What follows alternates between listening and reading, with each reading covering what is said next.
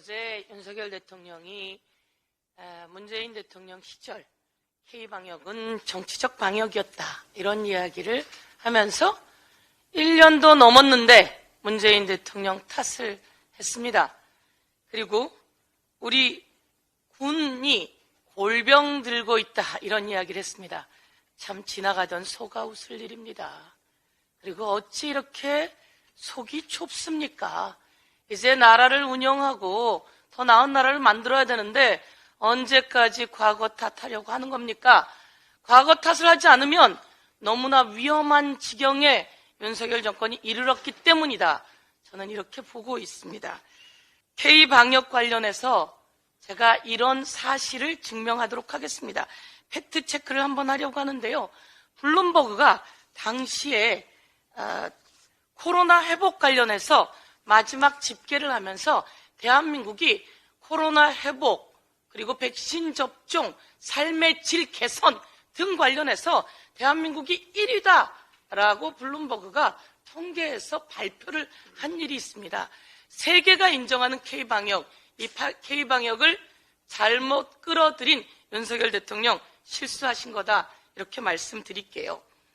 제가 윤석열 대통령 1주년 평가 다시 한번 더 하겠는데요.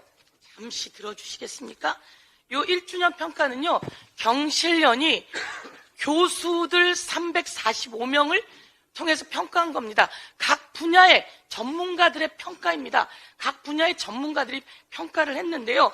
문재인 정부는 73년, 딱 1년 됐을 때 평가합니다. 그런데 윤석열 정부, 어쩜 이런 점수가 저는 있는지 모르겠는데요. 21점입니다. 21점. 그런데 이건 정부에 대한 평가고요. 정부에 대한 평가를 넘어서 대통령에 대한 평가를 했어요. 문재인 대통령 당시 68점. 그런데 윤석열 대통령 19점입니다. 19점.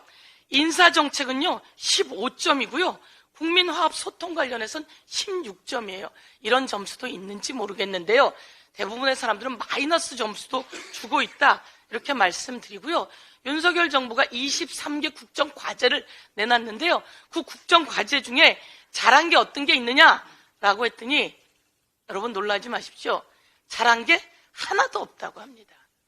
이런 평가를 받았는데 이게 그냥 더불어민주당에서 평가한 게 아닙니다. 경실련이 각 분야의 교수들에게 평가를 낸 것이고요. 국정과제 여러 분야를 내서 한 겁니다. 그랬더니 대통령 점수 19점 나왔는데요. 이런 상황에서 제일 중요한 건 경제입니다. 대한민국 경제가 최악입니다. 국민이 악소리가 나고 있습니다. 이럴 때 책임져야 되는 것이 대통령 아닙니까?